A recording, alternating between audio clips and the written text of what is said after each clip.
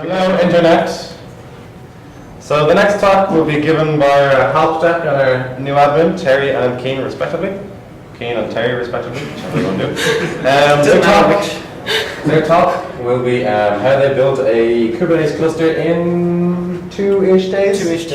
4 days, with some minor problems, and how they're going to base this on the new building of Redbrick, because it's going to be. And there's a live demo that may or may not will work.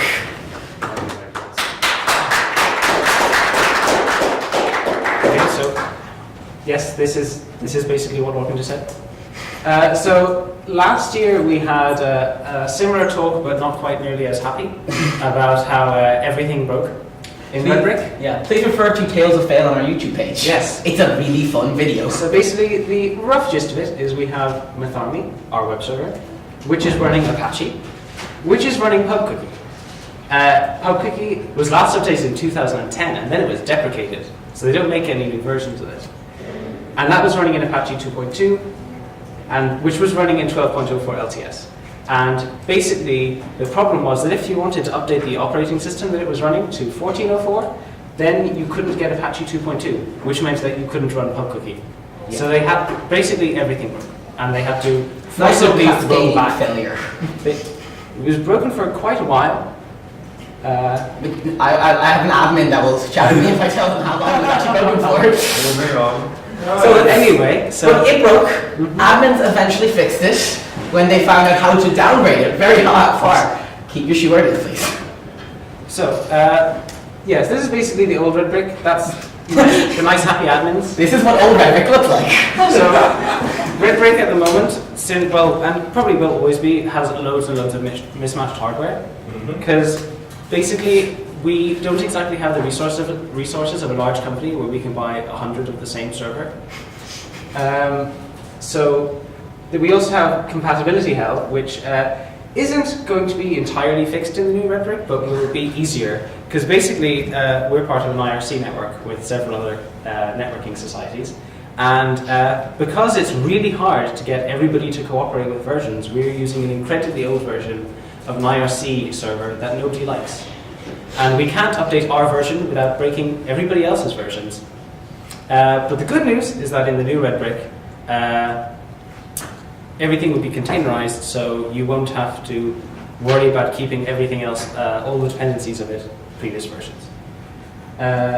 Again, there's no version consistency, so some machines are running certain versions of things, and other machines are running totally different versions of things. We have a FreeBSD box that hasn't been updated in a very long time. We have some, that's fine because it's FreeBSD. We're running Ubuntu 12, 14, possibly a 10. And all of Redbrick is a massive ball of hidden hats, and I don't think there's a single admin that knows what everything does. I'm pretty sure Richie just goes around with duct tape and sticks it over places, if that works now. No. But the new Redbrick...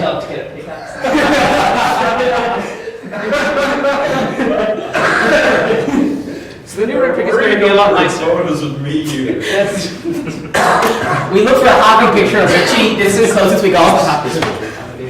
So with the new Redbrick, we're planning on running everything in a fully containerized environment. So the hardware doesn't actually matter, because everything is just so heavily abstracted that instead of computers running things, you just have things that run. Do they have legs? That's coming in Kubernetes version 2. Do we have to make a feature request, or? Yeah, no, just make a pull request on GitHub, and I'm sure they'll get around to it. Everything will be running the same software. We're going to be using CoreOS, and that enforces continuous updates, which can get a little frustrating sometimes because it will reboot your computers without warning. And along with that, you get everything being updated in sync. And well, the plan is, we're not going to say that there won't be any hacks, because there absolutely will be. It's just that they will be hopefully well documented. Absolutely. I have a question. Yes. Hopefully well documented? No, hopefully few hacks, definitely well documented. So hopefully it was in the wrong place. So these are things we're using. We're using CoreOS, which is the main operating system it runs. It is basically an incredibly minimal Linux distro that only has Nano? It doesn't have Nano. It has Vim. No. No, Yeah. no, it doesn't have Vim. It has five. Vim doesn't have the Okay. Okay. And basically all it comes with is etcd, etcd2, I don't know why they put both versions in together. Flannel, etcd is basically a distributed key value store. So you can share small bits of, you can basically share a common API between different computers, so everything sees the same thing. Flannel is a networking layer that I have no idea how it actually works, but it means you can have a whole set of internal IP addresses that aren't even exposed to other machines that don't also have Flannel. Oh. And then we have Docker, which is the container engine that we're using, and all of that we don't have to really worry about directly because all of that is managed by Kubernetes. And Kubernetes is a high availability container scheduler developed by Google. And basically the main thing about it that's really nice is that it does automatic load balancing and replicas. So instead of saying I have to set up a web server on this machine and another on this machine, and then I have another service that load balances to the two of them. You just go to Kubernetes and you say, I would like some web servers, and it'll go, okay. I want this many. And, Yes, it did that many. And some of the more advanced features, which we have no idea how to use, are that if the load balancer detects that there are a lot of requests coming in, it'll automatically create more replicas of things to load balance to. And basically the main advantage of that is that if an entire machine goes down, no one will notice, except the admin. So this is our, yes? Are you sure? Reasonably. Well, we're going to find out when we do the demo. Cool. That's more sure than we do. So this talk is inspired by a talk that Ray Tsang gave at FOSDEM a few weeks ago, where he built a cluster out of, how many pies? 5 pies. 5 Pi 2s, was it? 5 by 2. No, 5. 3 o'clock. 3 of the talk. Okay. Oh no, he was inspired by someone who had 5 pi Okay. clusters. We have 7. Yes, so we decided to outdo them all. So it says how to build a cluster in 2 days. It This wasn't is quite 2 days. It was, the first 2 days were, well, actually, Back.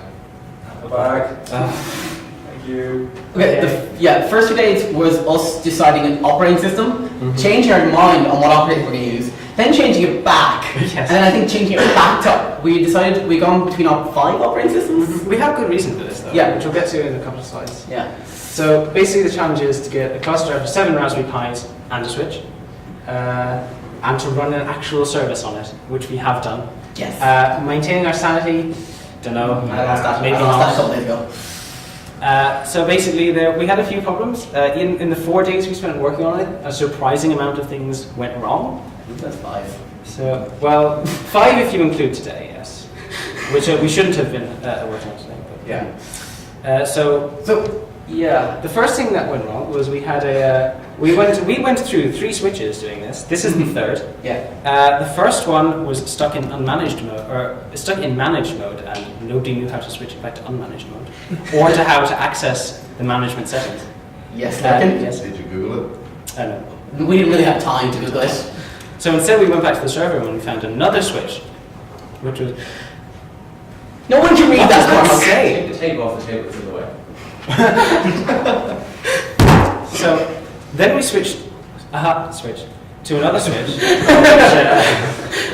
which was unmanaged. It did everything automatically for A us. very lovely big Very switch nice switch. that decided on Monday to break. It just totally broke. So now what we have is we have a wireless access point, which you guys are using for your Wi-Fi, connected to the switch, which is assigning IP addresses and doing This DNS is for the us. dumbest switch we could find. Yes. It is pretty much a hub, like, there's a hub, and then there's this switch. Yes. So basically, the thing that made this all not absolute hell was Kubernetes on ARM, developed by a guy on GitHub with the username of Fluxus, and he basically created a set of scripts which will automatically download an ARM operating system with Docker on it, set it all up, download ARM-based Kubernetes images, do everything for you, which is Little great. configs and everything. Yeah, except Docker at the weekend. Well, just before the weekend. Just before we decided to update, we decided to implement this, Docker moved from 1.91 to 1.10, And which shouldn't be a problem, Yeah. but the current version of Kubernetes didn't support that. yes, And all of the scripts that this guy had used one particular command, which was changed very slightly in Docker 1.10. That broke everything. Literally everything. Yeah, literally everything. Things just did not start. So we pinged him on GitHub a few times, and he was very helpful and fixed that for us.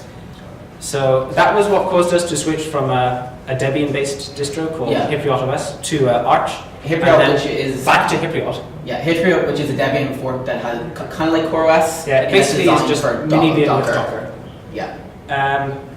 Yeah. So then what happened? Actually, the main reason that Docker 1.10 was a problem was because the HypriotOS guy updated his image very, very fast. Mm-hmm. If he had left his image if he hadn't updated his image, there wouldn't have been any sort of problem. But because he is very good about keeping up to date with other things, which is a shame, he broke out all of our stuff. So then we ended up with a sort of race between the Kubernetes on ARM developer and the HypriotOS developer. We also switched to Arch, which we got working for a bit, apart from the fact, which is true, Docker on ARM apparently for Arch doesn't actually work properly. It won't auto-start. Who knew?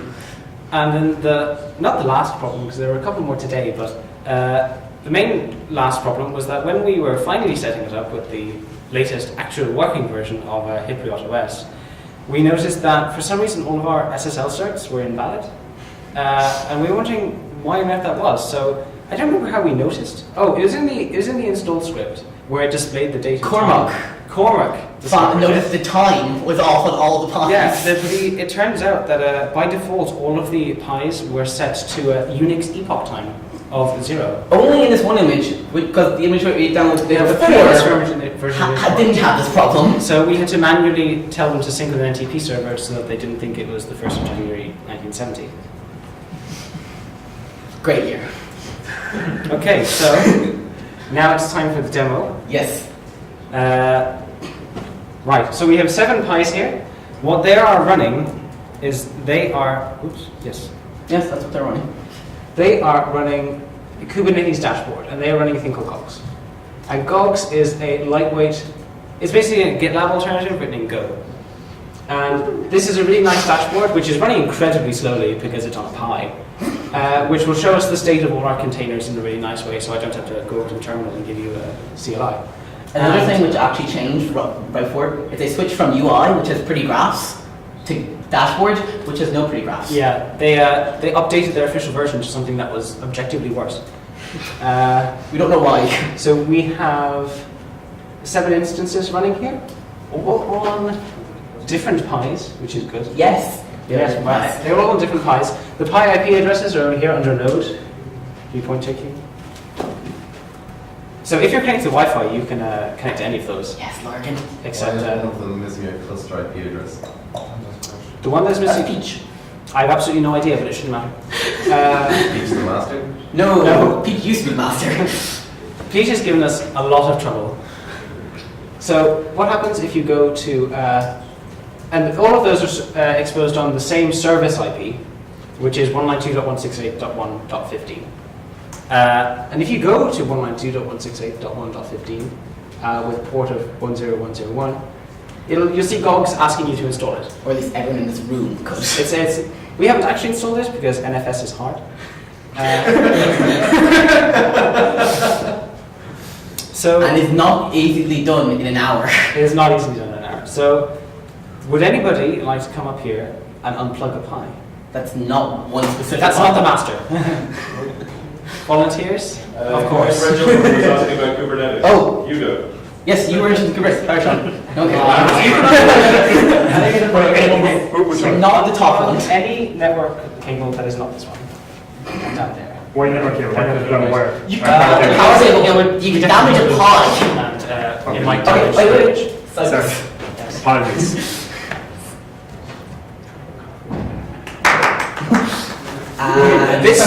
One nice new feature about Dashboard over Kubernetes UI is that it does not auto-refresh. You have to hit the refresh button yourself.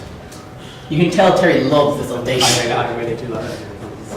So what Kubernetes is actually going to do is it's going to take the pod that was on the Pi that we just I'm just going to uploaded. tab over to the console because the other one isn't actually. I don't think it actually shows nodes. Lovely. So what's happening is the Pi that was running, since it's gone down, the master has moved the pod to another Pi, and those are 7 IP addresses. Still thinks they're all working. Soon it will learn. Very soon it will learn. Sure, that's the master. This is the master. You can't run TCTL from anything. That's right. Yes, see, Yes. one of them was broken, which is great. But it still works!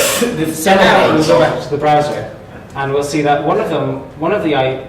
see the one that's running on 131, the third one from the top. So that's an instance of Gogs that's running on the Pi we just unplugged. Because it doesn't automatically refresh, we have to hit the refresh key and wait ages. Pi is not great for high performance computing, like loading log pages. These are also B's, not 2s or B pluses or anything Yes, cool like that. not, Pi 2s. Hey Lurkin, could you buy some Pi 2s? Sure. Cool. Still there, Gary. It's still there. Yeah, I really don't like this dashboard. The dashboard is absolutely dreadful. I'm just going to get pods in.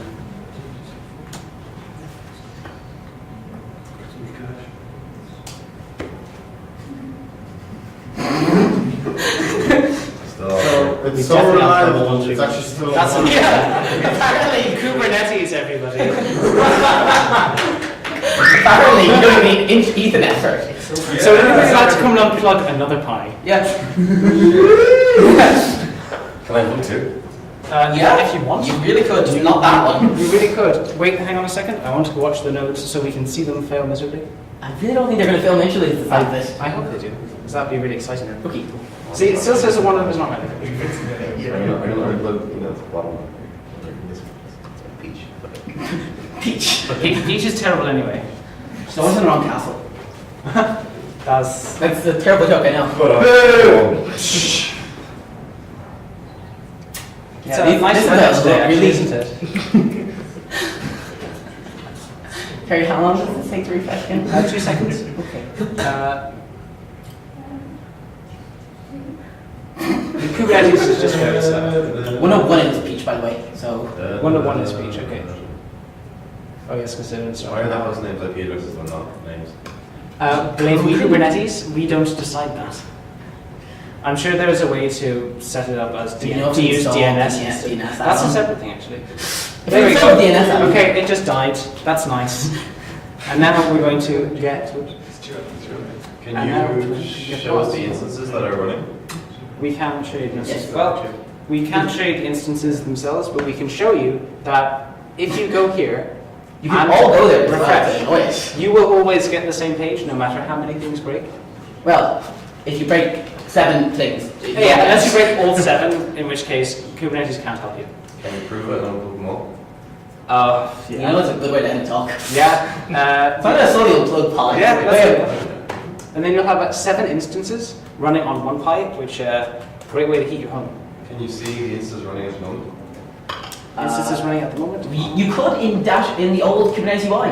Yeah, you could in the old Kubernetes UI. The really thing you that- can't now. Yeah. That's interesting. I feel like we should ask the other admins to unplug it. Yes. So who wants to come and unplug more Pis? Yeah. For some reason the get pods is not showing them Yes. dying. Back in. Show it running again. Yes. And plug them in.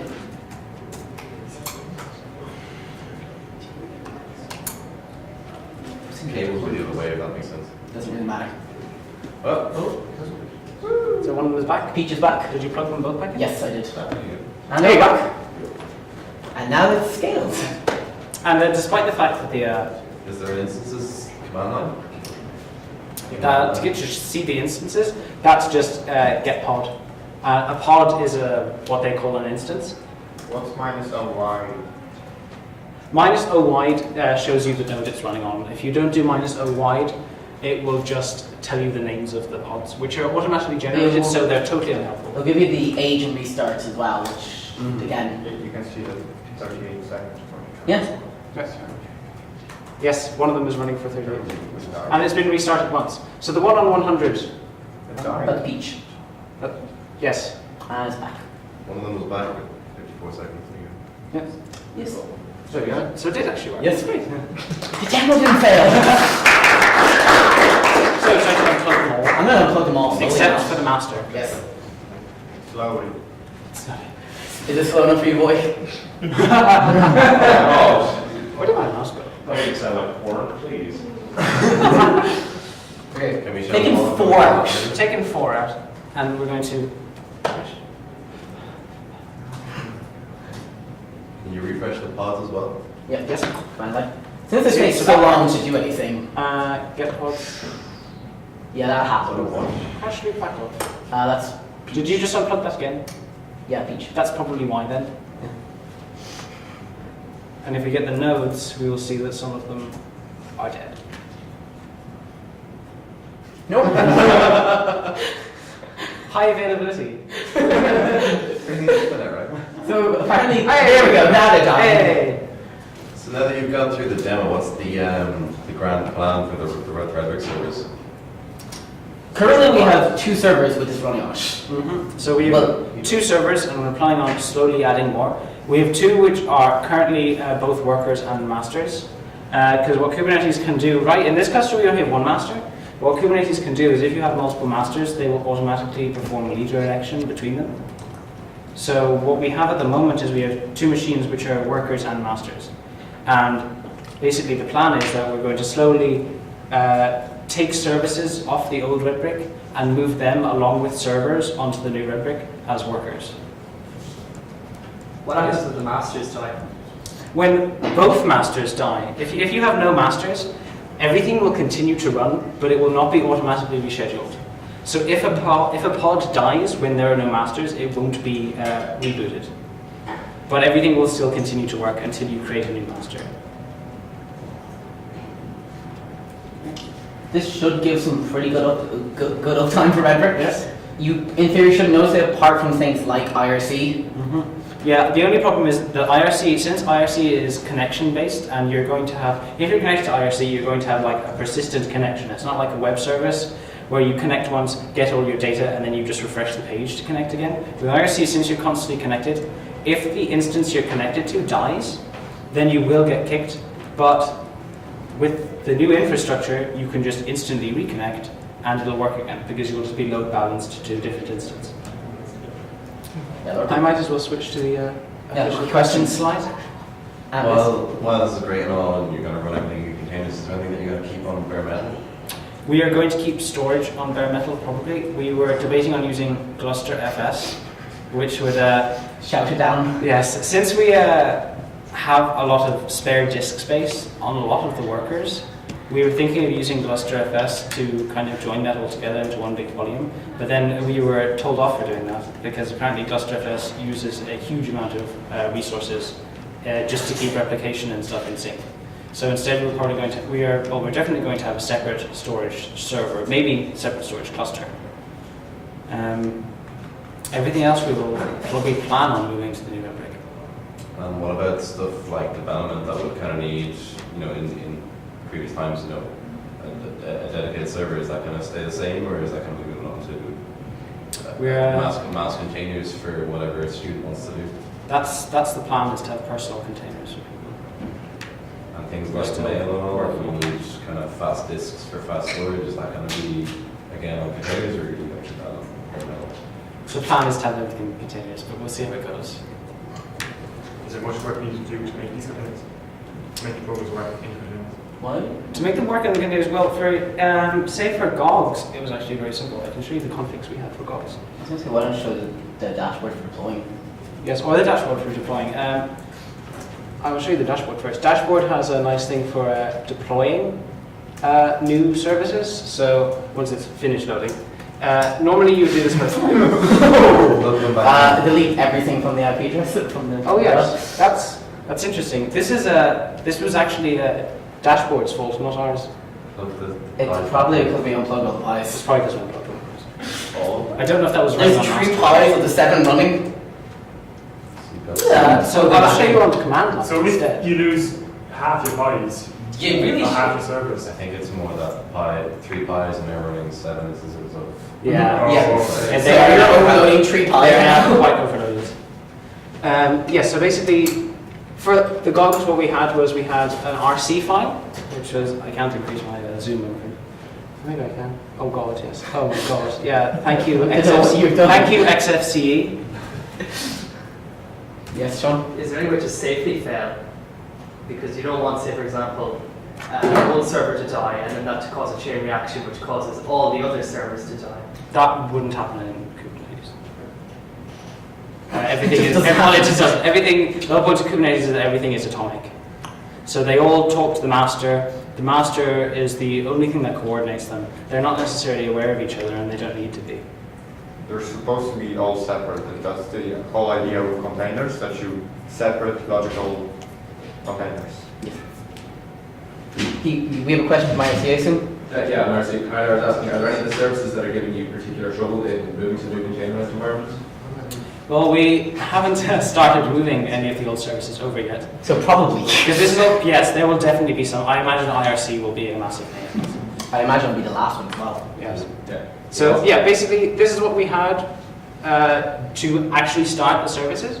So the start is just sort of metadata stuff. The kind replication controller means that if you tell it the number of replicas you want, which is 7, and then you just set that off running, and it will spin up 7 pods and make sure that 7 pods are constantly running. Name goals, that's all metadata stuff. That can be whatever you want, it doesn't matter. And then the image you have, that's the Docker image it will download. So when it tells a node to boot that up, if the node doesn't already have this Docker image, it will download it and run it. And then these are the 2 ports that need to be opened on the container. So GOGS operates on a 3022, so we needed to open those in the container. And then what that does is that creates the 7 pods. Every pod is assigned an IP address that you can connect to directly, or you can start a thing called a service. And what a service is it's a load balancer. So what you do is you connect to this IP. It'll automatically generate an internal IP, or you can give it explicit ones to use. So this is the IP of the master. And what you do is if you connect to that, what that is it's a load balancer. So you connect to it, and then it will automatically redirect you to whichever one of those 7 instances is under the least load. And that's why we were able to keep refreshing on the same IP address, and it will just keep working. No matter which one we were actually connecting to, it didn't matter. The load balancers. It would always connect us to one that was alive. So that's all it took to configure GOGS, that was it. And I mean, obviously, if you wanted, we hadn't configured volumes or anything, so that's completely stateless. But what Kubernetes supports is it supports mounting volumes directly, or you can mount NFS volume, or you can mount butlerx. And there's several other things. But as we said already, NFS is hard. NFS is hard. And then what that does is it means that your 7 instances can all use the same storage. So with this GOGS, what would have happened is that if we had installed it, it would have installed it to whatever node it happened to be running on. So you could refresh, and then all your data would be gone because it would have redirected you to a different node. But then if you're using NFS, then all of the nodes are using the same shared storage. So your data would be the same on every node. What's the dashboard in? Oh my god. So lovely dog news. Okay. Where's the dashboard in? Oh, That's not yay! So now this is how we can add a new service. To add a new service, first I'll show you the CLI. It's quite simple. You just go kubectl create, and then the -f, and then just the file name. So if you wanted to spin up a replication controller, you'd give it that. Or if you wanted to give it a service, you would give it GOGS service.yaml. And you can use YAML or JSON. But also you can do it through the dashboard itself. So if you click this nice material design button, you can specify the app details. So yeah, you can upload a YAML or JSON file, which is basically just the same as using the command line, except you upload it. Or you can manually fill out all the details, which can be nicer if you want only a simple service. Yes? Doing it from manually filling it out, can you export that then to a JSON or a YAML file? I have no idea. We literally got this dashboard. We literally got it today. It's, in my opinion, not nearly as good as the one it replaced. It has much fewer features. I would also like the docs to please be this interface, not the old interface. Yes, all of the docs still refer to the old interface. And the docs for this interface are non-existent. So, unfortunately, we have no idea. We're learning on the fly. You're welcome.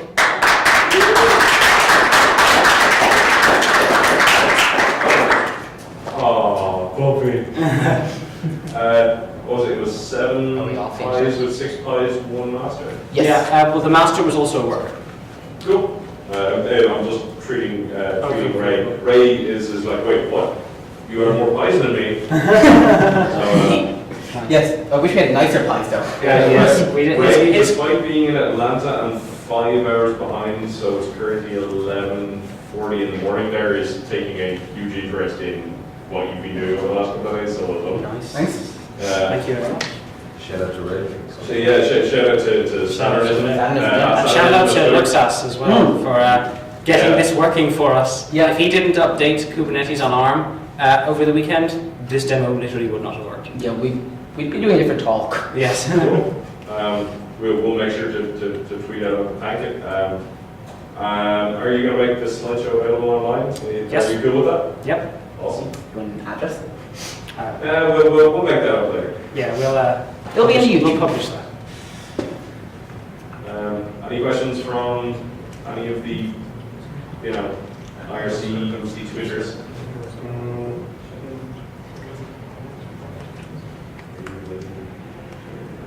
We just want to plug the pies again.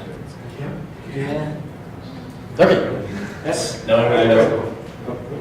What is Flight. Okay. There's nothing on IRC, you're free to go. Knowing what you know now, would you do anything different? With the cluster or with Redbrick? With Redbrick. Well,